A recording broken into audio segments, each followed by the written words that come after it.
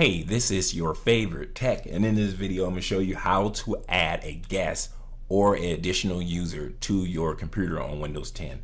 First, you're going to go to the start menu, and what you're going to do is go over the little power button, and right over the power button there's going to be your user. You want to be the administrator when you do this. So I'm the administrator here. I'm going to go ahead and right click and click change account settings.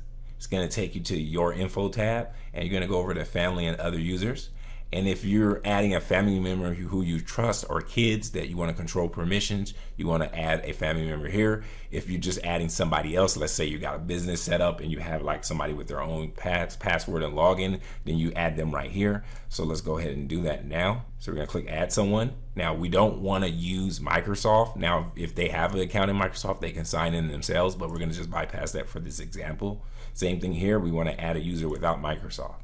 So we're just going to call this test user.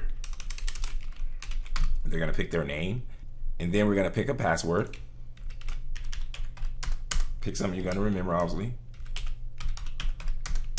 And then lastly, it's going to ask you you're going to go ahead and just put in some other questions, like if you forget something, etc., etc.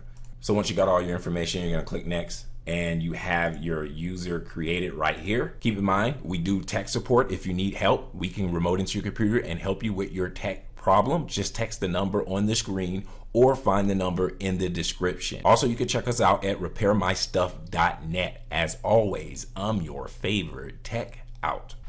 Hey, if you found this video valuable, go ahead and return the favor by liking and subscribing to this channel. If you subscribe, type the phrase "I subscribed" in the comment section below. Keep in mind, when you subscribe, it motivates us to continue to make these free videos. Lastly, if you enjoy learning about technology, entrepreneurship, or making money online, go ahead and check out my other videos on my other channel. Thanks for your support.